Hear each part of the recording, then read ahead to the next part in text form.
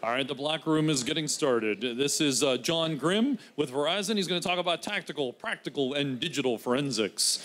Thank you, John. Thank you very much. Can folks hear me all the way in the back? Good afternoon. My name is John Grimm. I'm with Verizon. More specifically, I'm with the Verizon Threat Research Advisory Center, the investigative response team. And we do digital forensics on behalf of our external customers. So I've been on the team since 2009 doing digital forensics. I currently lead a team here in the Americas.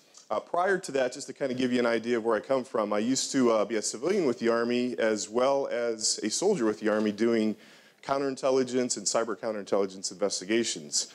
So as I transitioned in 2009 to Verizon, I brought my skill sets with me, and I do cases for, as I mentioned earlier, our external customers. So what I wanted to talk about today is a tactical, practical approach to digital forensics. I'm going to talk about the 13 must-have tools, and I know the title said 12, but there was one more I wanted to squeeze in today's presentation because I just really needed to make sure it was included. So I want to talk about tools that are open source tools, tools that you can use for your investigations, for your investigative response purposes, okay? So this is the objective: collect, preserve, parse, analyze key data sources in an effective and efficient manner. And I'll get more to that as we progress, but I'll kind of hit home as to why we need to be effective and efficient, okay? Because time is of the essence. In doing so, allow for tactical analysis, incident rescoping, system triaging, and fast investigative resolution. So for the raw data that we collect, we want it to be relevant. We want it to be fast and easy to collect. For the system impact, we want to make nominal exchange or transfer when we're using our tools, and we want to make sure we minimize any disruption to the system. And then for the data outputs, we want to be relatively small in size with our data outputs, and we want it to be easily reviewable in a format that we can look at right away. So one of the things I want to caveat here is we're not going to be collecting a memory dump. We're not going to be collecting a full disk image. We can certainly do that, but what we're looking here is to collect the image, be able to parse it, look at it right away, and give answers back to the victim organization in terms of what we're seeing with that system, okay? In another approach, you can certainly grab the memory dump, grab the volatile data, grab the full disk image, right? That's totally a different approach that you can take, but it's going to take a little bit more time to collect that and analyze that data. So when I arrive on site, I need to have answers fast. Some of the questions that are coming up initially when the investigation kicks off: when was I breached? How was access gained? How was my data exfiltrated? What malware was involved? What else happened? And just as importantly, if not more, when will you know these answers? So here's the scenario, a real simple scenario I chose. A laptop belongs to a high-profile employee. It's suspected of being accessed and sensitive data exfiltrated, okay? So for the parameters of this scenario, just kind of keep this in mind. It's either malware or dual-use tool related. And when I mention dual-use tools, I mean something like a remote access tool or something that's a legitimate tool that's used for illegitimate or unauthorized purposes. One system's in scope, Windows 7 or newer operating system. It's a live system, and it's not a virtual system. Network logs are not available. Time is short, storage is limited, and most importantly, you need to have admin privileges to run these tools, okay? So the Fast 5+. In answering those questions I just mentioned a couple slides ago, we want to look at things like execution indicators of any of the applications that might be related to this particular investigation. Access vectors. How did the threat actor get access to the system? Any involved accounts. Were accounts compromised on the system? What level of privilege did those accounts have? Any relevant artifacts, indicators of compromise that could be helpful with intel lookups, as well as determining whether the threat actor has gained access to additional systems within the enterprise environment. And then the security posture of the system and some other things that, to the extent we can determine if there's been data exfiltration. Again, we don't have logs. What's the incident timeline? When did the breach first occur? Is it still ongoing? And what are the aspects or the circumstances surrounding that data breach? And finally, do we need to expand the scope? So those questions that I mentioned earlier, when breached, translates right to the incident timeline, how accessed, access vectors, how exfiltrated, data exfiltration, what malware, any execution indicators, what else, involved accounts, relevant artifacts, security posture, and expanded scope. When resolved, we got to get to that big question right there. So what I did was I took these 13 tools and I broke them down into 4 steps here as a process, as a methodology to use these tools. Now, in general, what we're doing is we're going to be collecting data, we're going to be parsing some of this data on the fly, and for some of these outputs, we're going to have to parse a little bit later with some additional tools. So generally speaking, we're going to go with step A, capture that volatile data. That data that's on the system that could disappear at any time because maybe a process stopped running, or maybe the network connection is no longer there, or maybe the operating system is running and is overwriting some of these artifacts, or maybe the threat actor is still in the system and is deleting artifacts. So we want to capture those network connections, those running processes, those user sessions, and those loaded dynamic link libraries. These are the things that are in memory. Now, there's all kinds of other volatile data that you can collect as well, but we're trying to focus here on tactical, practical forensics. Step B, live system auditing, Windows events, things that are being recorded in the event logs, persistence mechanisms. If there's malware on this system, how is that malware maintaining its persistence? And finally, system audit, and this will kind of give us a sense of the security of the system. Step C, we're going to collect some raw files. Those files are the master file table, Windows registry, Windows prefetch and browser history. And then step D, we're going to go ahead and parse those same 4 files, the MFT, registry, prefetch, as well as the browser history. So this is what we're looking at. 4 steps, A, B, C, D. What are those 13 tools to look at those artifacts that I just mentioned? And more specifically, how do they map to that FAST 5 that I was talking about earlier? The execution indicators, the access vectors, involved accounts, relevant artifacts, and the security posture. Step A, volatile data capture. So this tool is a tool that I've used. It's a tool that's going to give us that network activity or those network connections, and it's called Ports, okay? And it's a tool by Nearsoft. So when we're looking at network connections, what we want to do is see all of those listening, established, closed, or even undetermined communication links between systems, okay? And this information can be pulled from memory from volatile data. So running this tool, and I'll talk about this tool a little bit more in the next slide, we're going to get the process name, we're going to get the process identifier, or the PID, the protocol, the local socket, the remote socket, and that includes both the IP address and the port, as well as the state of the connection.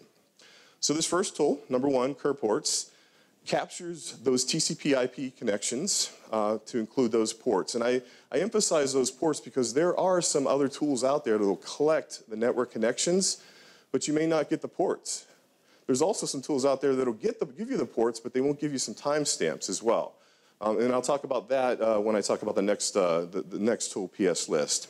So cports.exe, also known as current ports, simple command prompt tool that you can run and output to a CSV format, okay? So with all these tools that I'm talking about, the outputs are either the raw file itself or it's going to be a CSV or a TXT output, something that you can simply open up with a text editor, Notepad++, for example, or with something like MS Excel to open up that CSV and go ahead and run filters on it, okay? So this is real simple. You don't have to go out and get a commercial tool to be able to read these outputs. You can simply use some of these simple tools to read them. One of the things I also wanted to mention here is each of these tools can be run from the command line. Some of them have GUI functionality, but what we want to do is we want to make sure that we're light on the system. The more complex the tool is, the more fancy it is, the more GUI-like it is, the more, as an investigator, you're stepping on that system and potentially pushing artifacts away from that system or out of memory, okay? So each one of these tools is run from the command prompt. And the benefit as well for the command prompt is you can batch script these, okay? You can simply put all 13 of these tools into a batch script and run that batch script to make your life simple.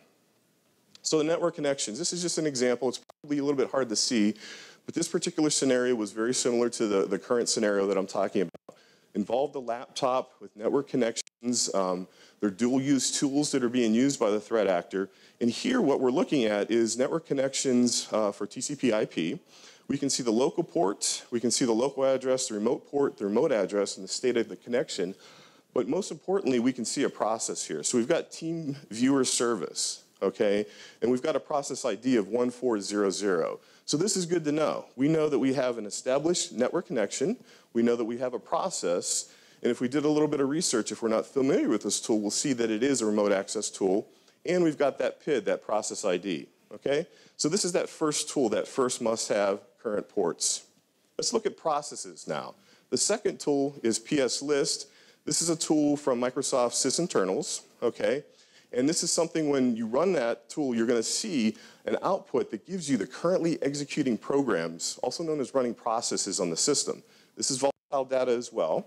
And we're gonna get an output in a table that's gonna give us the process name, that PID that I referred to earlier with the previous tool, CPU time, elapsed time, a process tree, and other information. So if we just run PS List, which is available from this link right here on Microsoft, tool written by Mark Rasinovich, we'll show those process and thread informations that I mentioned. Again, command prompt tool, and we look at the outputs. It's probably really hard to see, but you're gonna see here that this is in a table view, okay? The very left-hand side is the process name. The next column is gonna give us the process ID. So as we look through here, and I kind of highlighted here, we can see right away that Team Viewer is running as an active process. And we already knew that, but now look, we see some other processes that are associated with Team Viewer as well, okay? We've also got time context or temporal context in the last two columns there that give us some timestamps to work with. So if you remember, one of those questions was, when was I first breached? Well, now we have some time to work with, and with my investigative knowledge, I know that these times here are probably not the first instance of the breach, but we at least have something to work with, and we can work back in time to find when this tool was introduced to the system. One of the things with PS List is you've got an option to add a -T to it. So if we run PS List tree, we can see these processes in a tree view, and the good advantage that we see here is not only do we have these processes listed, but we have their association if there's any parent process. If they're a child to a parent process, we can see that relationship, and we can kind of get a little bit more information or knowledge as to what's going on here. Is this being run by or associated with cmd.exe, for example? What other processes do we maybe want to look at in terms of the relationship with the ones that we're interested in? So this was number 2 on the list, was PS List sysinternals by Microsoft. The third tool that I was wanted to bring up here was number 13 on my list, and I tried to put this presentation together without including it, but in the end I decided it's best to include it because it's just such a rich tool. It can really lead you right to the account if it's been compromised and seeing which one you need to look at. So logon sessions. This is another sysinternals tool from Microsoft, okay? And it's something that has been around for a number of years. What it does is it gives you currently active logon sessions and associated running processes, okay? So if the threat actor is on the system, you're gonna, and is currently logged in with an account that's been compromised, not only you're gonna get that active session, but you're also gonna get how that account relates to any running processes. So that's really key here, because if you think about it, the first two tools we mentioned, one was network connections and the second was processes.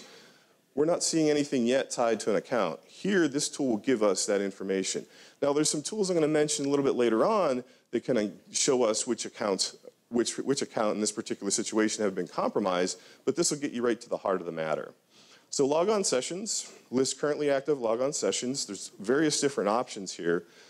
P-list processes running in the login session, so you want to make sure you include that. If you don't, you're not going to get those running processes. You want to output to simple output, so I prefer here CSV output. Again, you can open this up with Microsoft Excel, and then you can accept the EULA. Now, if you don't put that option in there for the sysinternals tools to accept the EULA, you're going to get a pop-up bubble that requires you to accept the EULA manually. So I put this in here, this switch, because if you're putting a batch file together, you want to make sure that you accept the EULA on the fly. Otherwise, your batch file is going to go ahead and stop until you accept the EULA, okay? So again, command prompt tool. And the outputs, it's probably hard to see, but I can tell you there's 2 logon sessions that are involved right here, in addition to some other ones, but these two look particularly suspicious, okay? Number one, in the bottom here, we can see the processes that are associated with this logon session, okay? And we can see that there's some team viewer processes, as well as another dual-use tool that could be something that we'd want to look into, VeraCrypt, okay? So if you're familiar with VeraCrypt, it's a way to encrypt content in a container or files. It's something that's used legitimately. It could be used legitimately by investigators, but it could also be used illegitimately or in an unauthorized manner by a threat actor. So it might be something to look into. Furthermore, what are these accounts that are associated? Well, it just turns out there's only one account, 2 sessions, and the account name is JK Hacker, okay, JKHCKR, all right? So now we have a user account to look at, right? Furthermore, we've got the security identifier for that user account, which can be helpful if we're going to be doing a deeper dive forensics analysis of the disk, as well as the event logs. And we've also got some logon times for both of these sessions for this user account. And we've got some other metadata that could be helpful later on, okay? So in my mind, I've got an account. So in my mind, the next thing I want to do is determine whether this is an administrator account. So you may be able to tell that from the SID if it ends in -500, for example, or you may have to do a little bit more. And I'll show you some other ways of determining what the account's privileges are. So number 4, list DLLs. And this is the 4th one with the volatile data that I want to talk about. Dynamic link libraries, okay? And this tool is from sysinternals, again, a Microsoft tool. And DLLs, if you're not familiar with them, are modules executed by another application or by another DLL. Again, these are DLLs that are loaded in memory, okay? They're not the actual DLLs themselves. They're an image of the DLL. So just keep that in mind, because if you're going to dump these from memory and you hash them, it's going to be a different hash than the actual DLL that exists on disk. So with this list DLLs, we'll get the process name in the PID. We'll get the command line. We'll get the application file path and the loaded DLL file paths. So if you notice here, the last 3 things that I mentioned are starting to tie artifacts back to disk, okay? So we're transitioning from volatile data to actual files on disk, including those file paths. So list DLLs, one of the things you can do is check the -U option or the switch, and that will give you unsigned DLLs. It'll give you a smaller list or a smaller output. It'll take a bit longer to generate, that may be helpful with your investigation. In this particular case, we're not going to use that switch. We're just going to go ahead and accept the EULA command prompt, and the output will look something like this. So if you remember earlier, we had that PID, that process ID for team viewer service. Here we've got the PID 1400, so we can tie this back to some of those previous tools that we mentioned. But furthermore, now we can start looking at file paths on disk, okay? So now we've got the executable name, right? Teamviewerservice.exe, and we've got a whole listing of DLLs that are associated with that.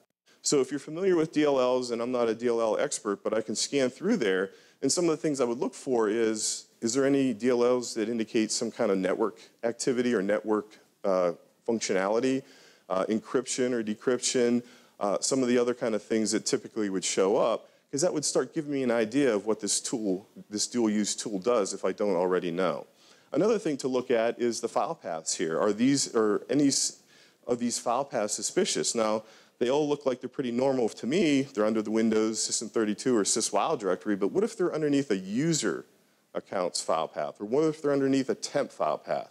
That might be something to look into. So this is loaded dynamic link libraries. So what we have here is current ports, PS lists, logon sessions, and list DLLs. And that's going to get us network connections, running processes, user sessions, as well as those loaded DLLs. So let's move to step B. Step B is information. It's not as volatile, but it's something that we want to get next as soon as possible. And then we'll move into step C and D, which is stuff that's more on disk and is less likely to change as often as the things in step A and B. So we want to prioritize things and make sure we cover volatile data and the stuff in step B, and then we can get the stuff that's on disk a bit later. So these 4 things that we want to look at are 5, 6, and 7 tools. Windows events are the artifacts, persistence mechanisms, system audit. Okay, and I'm sorry, there's only 3 tools in this step. And then we want to see how these map to those FAST 5+. So step B, live system auditing. PS log list. This is a sysinternals tool as well. And this will go ahead and collect the information that are in the system, security, and application event logs. Okay, and if you're familiar with event logging nowadays with the modern operating systems of Windows, there's plenty beyond these big three of event logs, but typically for investigations, these three are the ones that are going to give you the information that you need as quickly as possible. So with the EVTX format, you're going to need to have a tool to open that, either Windows itself or a third-party tool. But the good thing about PS log list is as we're collecting that data, we're actually parsing it and putting it into a simple readable output. In this particular case, it's going to be a CSV form so that we can open it up with Microsoft Excel or even Notepad++. So the contents, and it all depends on the type of log, but generally you're going to get a log name, a source, a date and time, the event ID, the user account associated with it, and a general description. So PS log list, again, it's a command line tool. You're going to have to specify each time you run this, the specific log that you want to collect and parse. So that would be the security, and then you'd run your application, and then you run your system log, okay, to collect this. So it'd be 3 different times you're going to have to do that. So the output would look something like this, and I simplified this for today's presentation. I removed some of the columns. But essentially here, when we're looking at the system log, we can see date and time stamps. That's good with our timeline analysis, but we can see the user account, and here's that JKHCKR user account. And we can see it's associated here on this particular time with TeamViewer, okay? And we can see the file path of TeamViewer, and we can also see a little bit of persistence here. It says auto start. As well as the next line down here, you can see this is Veracrypt, and this is that other dual use tool that I was talking about. We can also see here some persistence indications that it's set to start up when the system starts, okay? So we've got a little bit more fidelity here in terms of what we're seeing with these dual use tools. We're also seeing another evidence source that's confirming that this account is associated with this activity. Tool number 6, auto runs C. This is a sysinternals tool as well. This is going to give us currently configured auto start applications. So we did see some indications of persistence in the previous slide, the previous tool. This tool will actually run against the live system, and it'll give us all the known to date, depending on the version of auto starts, known persistence locations or auto start locations that are out there. This could be anything from a registry entry to a file path to something that has to do with a BHO for your browser. So this output's going to give you various things, including services, scheduled tasks, and other things such as drivers, DLLs, and whatnot. So I ran auto runs, and let me tell you real quick before I run this, there's 2 versions of auto runs. There's the GUI version, which is just auto runs, and the version with the C after it, which stands for command prompt or console, is the one we want to run with the command prompt, okay? So we can specify here to show all entries with the options. We can specify here output to CSV format, and then we can also verify signatures if we want. And that's going to take a little bit more time, but I recommend doing that because that could be helpful as well when you're trying to determine the output and whether it's suspicious or not. So here's just a snippet in CSV format of the auto runs output. And you can see on the very left-hand side, we've got some timestamps here. We've got the entry location. Each one of these is related to the Windows registry. And you can see in red font here, I've got TeamViewer and Veracrypt highlighted, okay? And we can see the category of auto start. So this first one, TeamViewer, is a service, and the second one that's highlighted there is a driver, okay? Profile system-wide, and then we've got a little bit of description, the publisher, and we've got the file path. Again, that should match up with what we've seen already with, for example, list DLL's output. And then we can see the launch string. So we've got a little bit more to look at. Now this is just a snippet of the auto runs output. There's plenty of other things that came out from this. So I encourage you, if you haven't used this tool before, play around with it, look at it, explore, see what all it provides in terms of fidelity of auto start locations. Number 7 tool, Win Audit. So this tool is a tool from Permavex Services called Win Audit. You can download this as well, and I have the link on the next slide. This will give you a lot of information from an auditing standpoint that you can use for your investigation or for your incident response purposes. A lot of the information here that's provided doubles up with some of the other tools that we've mentioned. So if you're not able to run those other tools, you can run this, and it'll provide, for example, a list of network connections, a list of running processes. But what I want to use this for is some other things, and I'll get to that when I show you the example here. So this will give us system overview. It'll give us installed software without even having the disk image, security settings. It'll give us groups and users, and as I mentioned earlier, network settings and connections, services, some of the stuff that AutoRun's provided.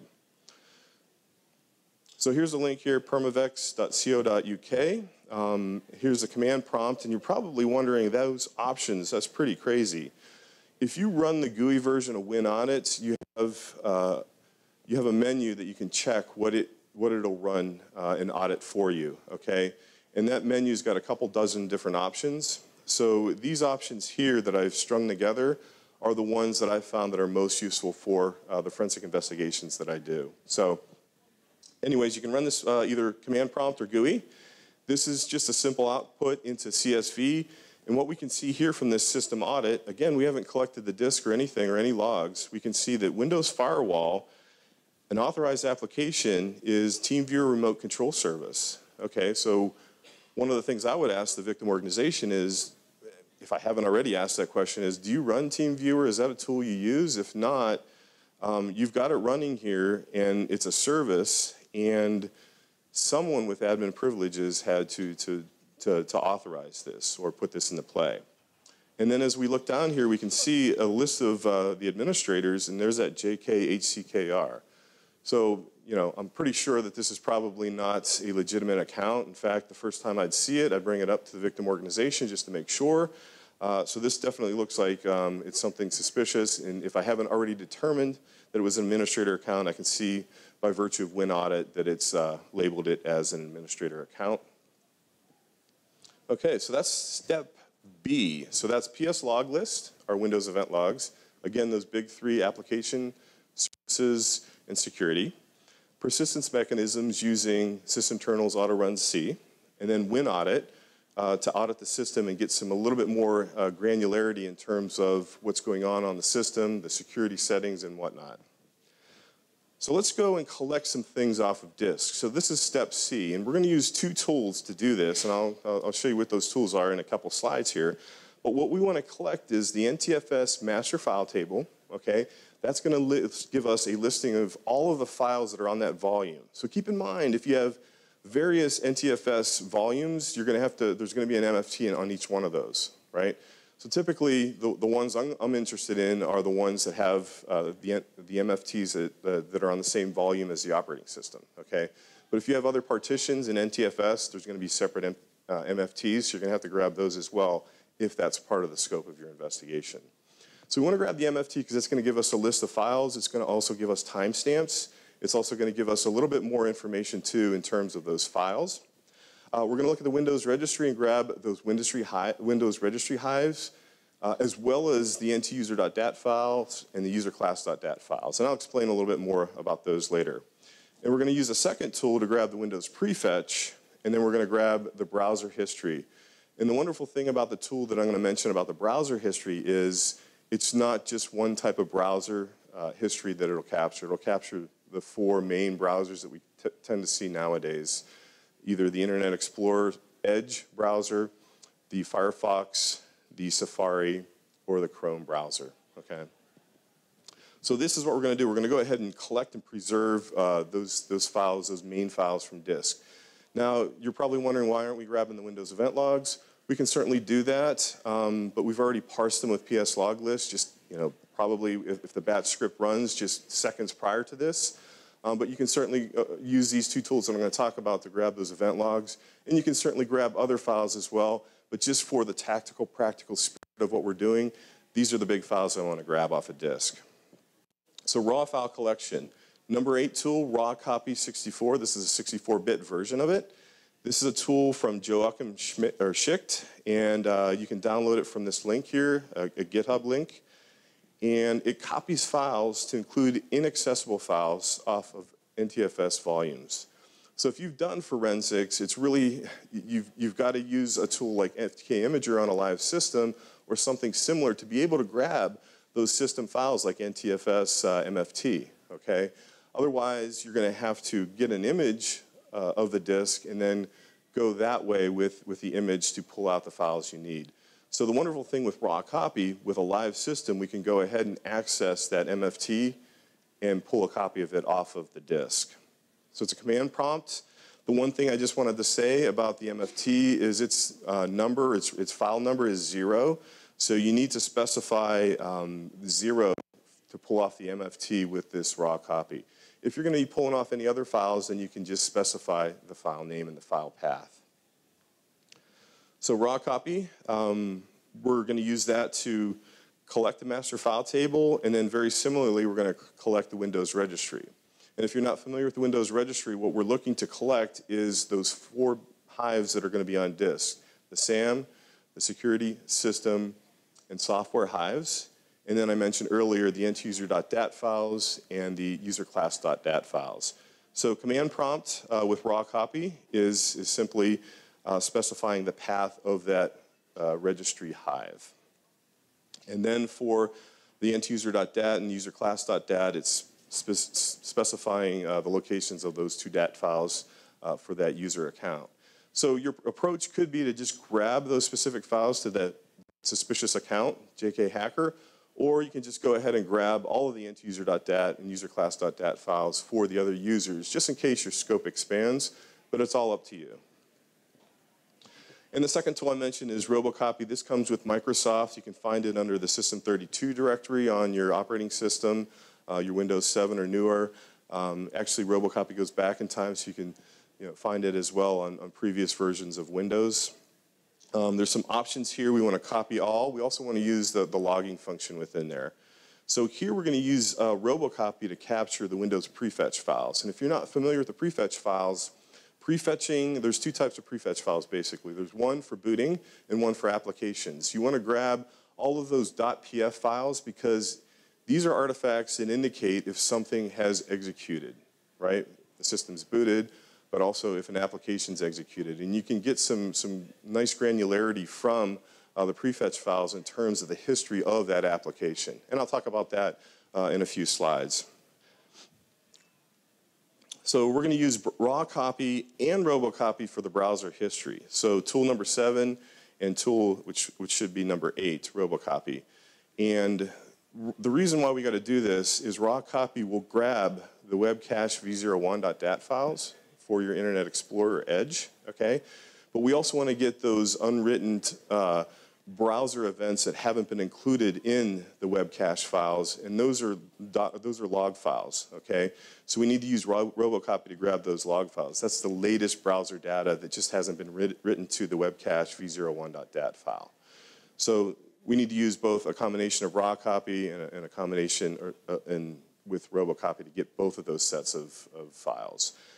There's a lot more to collecting this and analyzing this. I just wanted to point out that these 2 tools can grab all the browser history that's been recorded for that particular browser. So mapping the 13 must-haves to the Fast 5. So step A, B, and C, we've done. Step C, we've grabbed some of those disk files. Now we need to parse those disk files. So this will be tools 10, 11, 12, and 13. First thing, let's go ahead and parse the MFT. So a wonderful thing about a volatile data parsing tool called Volatility, if you're not familiar with it, it's got multiple plugins for parsing a memory dump. You can also use one of these plugins called MFT Parser to parse the MFT file itself, okay? And I actually found that out by just playing around with it, and sure enough, you can actually use this Volatility plugin to parse the MFT. So we pulled that MFT off of the C volume. In this particular case, it had the operating system. Now what do we do with it? Well, we can go ahead and run Volatility MFT Parser, which is available at downloads.volatilityfoundation.org, and parse that and get an output very similar to this. So if you look at this, and you can actually control the different types of outputs. This one here I prefer. This is a table output. that gives me each entry, and the MFT could be 10, 20, 30 or more megabytes in size. You're going to be simplifying that raw file down to something that's human readable in a text file. And here, for example, what I've got highlighted here is the TeamViewer setup.exe prefetch file, okay? So this tells me a couple things. Well, it sounds like it's a setup file, so this is probably the prefetch that was used to initially set up TeamViewer, right? I don't want to make an assumption, but I could probably make a pretty educated guess, and I'd have to double check that. And so it's actually a prefetch file, so it tells me it ran at least one time, okay? And I can see some timestamps here. I've got the file name attribute, and I've got the standard information attribute timestamps, okay? So prefetch file, it's not going to be really helpful if I'm looking for time stopping, which is out of the scope of today. But when you look at the MFT, you can compare these timestamps to see if there's a difference, and it could indicate that somebody's been time stomping the date timestamps for files. But here, what I'm seeing here is I can add to my timeline here of activity when this prefetch file was first created, could give me an indication of when it potentially first ran, and some other information, the modified, as well as the access date. Okay, so I'm going to want to look at this prefetch file later on and dig into it and see what other artifacts I can pull out. Tool number 11 is RegRipper. This is a tool that can parse the Windows registry. It's in terms of the Windows registry, if you're not familiar with it, there's 4 main hives that are going to be on disk. They're going to be the SAM security software and system, and I mentioned earlier, there's also the entuser.dat and userclass.dat files.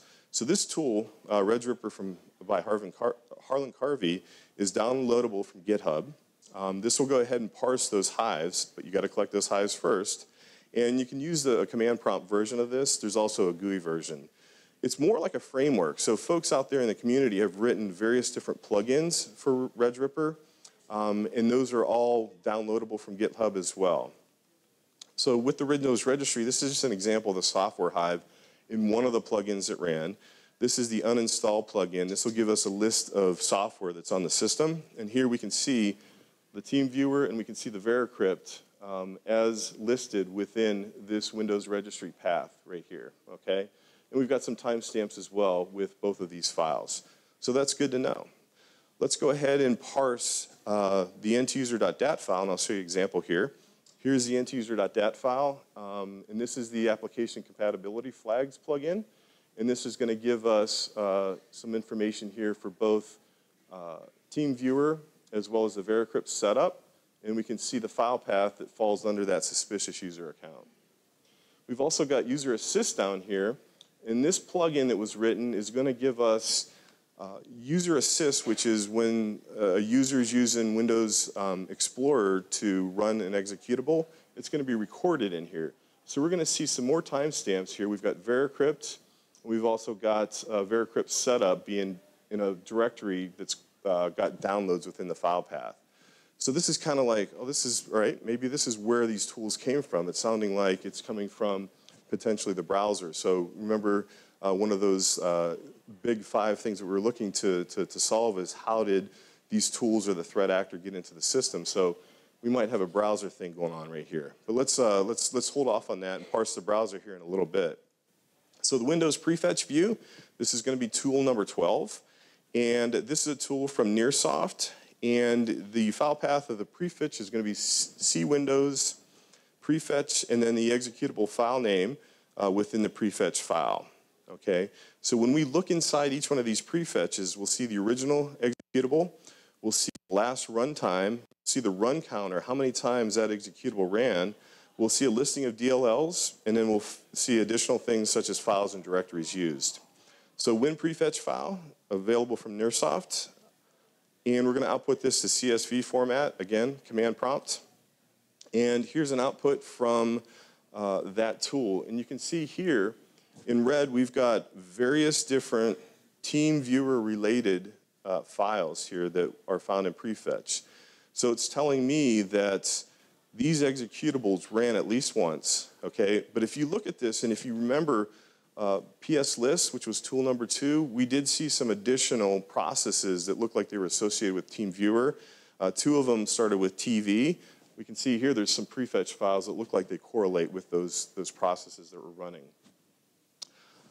The second column here is the original executable, and then the last runtime, and then the run counter is going to tell us how many times that executable ran and was recorded in this instance of prefetch. Now, someone could come in there and clear out the prefetch, and then the prefetch files would be repopulated each time those executables ran.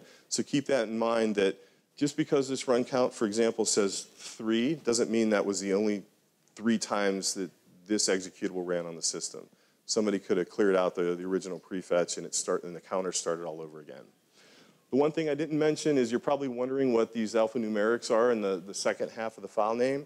So the first half of the PF or the prefetch file is going to have the original executable name, and then these alphanumerics here are going to give you. It's basically going to. It's a way of making the prefetch file unique because the same executable could be on the system in multiple places in multiple file paths, and run from those file paths. So this alphanumeric here is telling it's a way that the system can determine where that application ran from on the system, for kind of a clumsy way of explaining it. And down here we've also got Veracrypt, looking like there's 3 different files associated with that ran in the past. Tool number 13, browsing history view. So this is another Nearsoft tool. This particular example I'm going to show with Internet Explorer. I mentioned webcache v01.dat in the past. So this will actually parse the web cache file. It'll give you an output of user profile, the web browser, the visit time and date, the visit count, and the URL. So it's a command prompt tool. The one thing I wanted to point out, and I pointed this out earlier, is it'll do multiple browsers, the Safari, the Firefox, the Internet Explorer, Edge, as well as the Chrome, okay? And the good thing too is if you're running it against the system, it'll go ahead, in this particular example, and parse the different browsers regardless of the browser. You don't have to specify that every time. So here we can see in this output that JK Hacker, using Chrome, was doing a search on Google for Veracrypt, and then he was also doing a search on Google for TeamViewer, and we've got timestamps for that. Down here, we've got some more browser activity by JK Hacker with Chrome, but sandwiched right in the middle here is Internet Explorer. So this is a second browser that we're going to have to look at, okay?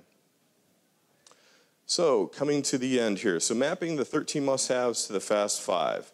We did 4 steps, A, B, C, and D, 13 tools within each of those steps that map to the artifacts there in the middle column. And then these further map to those Fast 5, the execution indicators, the access vectors, involved accounts, relevant artifacts, and security posture. One of the final actions you want to take, and these are the output files here, just listed A, B, C, and D, is you want to go ahead and hash those files. So one of the things you can use is Jesse Kornblum's MD5 Deep, Jesse Kornblum and Simpson Garfinkel, I should say.